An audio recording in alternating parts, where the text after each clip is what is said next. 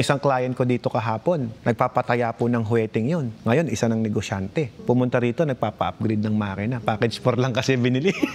Sir Alfred, sabi niya, yung lahat ng tubigan doon, nasa looban ako, nilalagpasan. Iba yung lasa ng tubig namin, sir. Ngayon, nasira yung makina. Nag-plug yung membrane, pumunta rito, nagpapaayos. Siyempre ako naman, hindi naman ako nahihiya na sabihin na nasisira din ang makina ko kasi malakas naman ang operation niya. Sir Alfred, paano bang gagawin natin? So, linisin natin ang membrane, bili ka ng isa pang ganito. Mamaya, nandito ulit siya, di ba? Pupunta siya ulit dito. Taga ano to?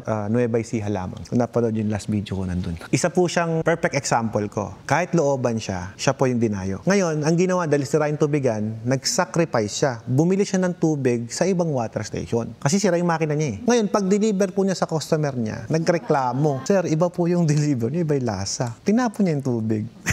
So, sayang. Nalasahan ng client niya. Masaya kong kinukwento sa inyo, kumbaga sa akin, na na-notice nila. Malaking factor talaga sa negosyo natin na yung tubig masarap. Maraming nag-bash din sa kanya na ang dami ng tubigan na tinayo dyan. Sabi, bakit ikaw na baguhan, looban pa, na kay 100 ka na agad, ikaw pa yung malakas. So, doon sila nagtataka.